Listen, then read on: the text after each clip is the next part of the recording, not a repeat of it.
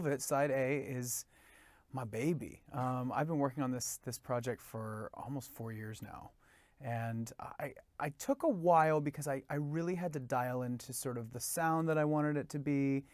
And I needed to get back to sort of why I love making music. And so I took a little break after my last album cycle, last touring cycle, and just spent some time kind of reflecting and listening to music and realizing that whatever I did next, I didn't want it to just be following some trend of the moment. I wanted to get back to like the kind of music that I loved, that made me want to become a musician in the first place, and make something that felt really authentic.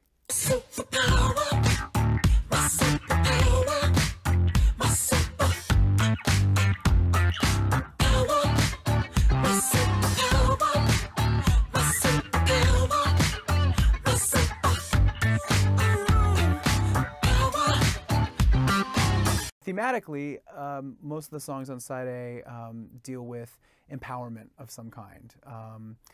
Superpower in particular is a song, an anthem really, about demanding your worth, demanding respect, demanding your place in the world.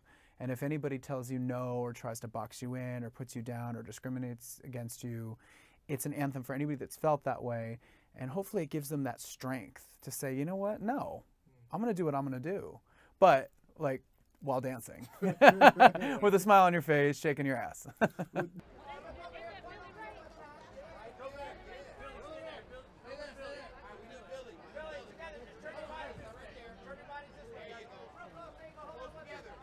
I think I can relate to someone like Lil Nas X, who waited until his song went to #1 to be like, by the way, I'm gay.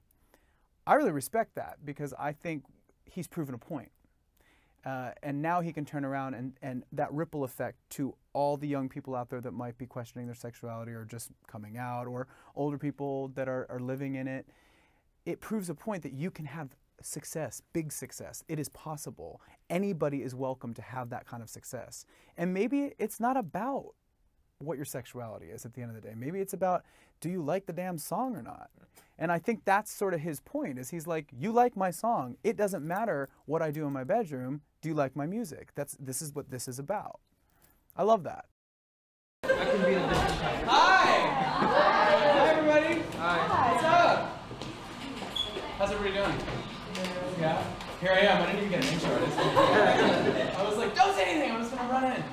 How's everybody doing today? Yeah? Yeah? What's been going on? I think that the last 10 years have shown me a lot and taught me a lot. I've met so many amazing people and learned so much that I didn't know 10 years ago. I also think that being a member of the music industry, it has evolved so rapidly in the past decade. I mean, there is now a market for a queer mainstream artist. We can see it. There's numerous different examples of that.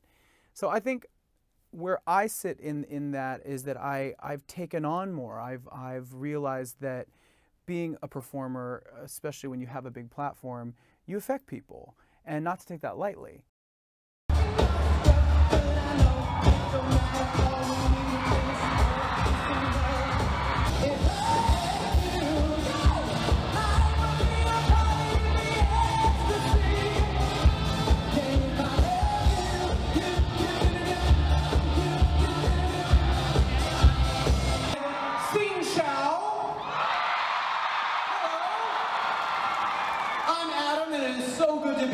Thank you very much. I think it's less taboo to be queer in the music industry now, because there's like so many cases you can point to and be like, oh, it worked for him, it worked for her. I think 10 years ago it was a lot different. 10 years ago it was kind of like no one really knew. And I met a lot of amazing people in the industry, executives, people, publicists, marketing people, who on a personal level were cool with me and totally open, but didn't understand how this was going to work on mainstream America, or the world for that matter. Now, I think there's been some research and they know better. Now people aren't as scared, they're not as fearful, there's answers, there's examples.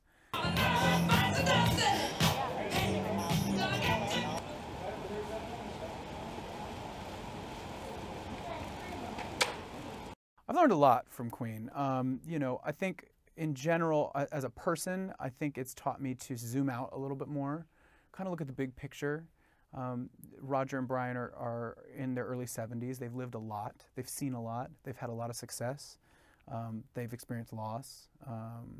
They've experienced #1s, and they've also experienced total criticism. They don't really sweat the small stuff, you know? And just being around them, sort of watching them lead by example has been really, it's helped me grow. It's helped me grow up. It's helped me evolve a little bit. And it's given me a different perspective on things. And I think musically, obviously the music of Queen is super iconic. People know these songs even before the name of the band sometimes. I've had friends that have come to concerts and been like, I didn't know that that was a Queen song, but I've heard it a zillion times. So that's pretty amazing to have a catalog like that.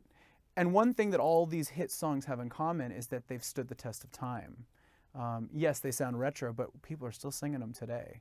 People are still stomping and clapping and raising their arms up and singing every word of the chorus with us while we're on stage.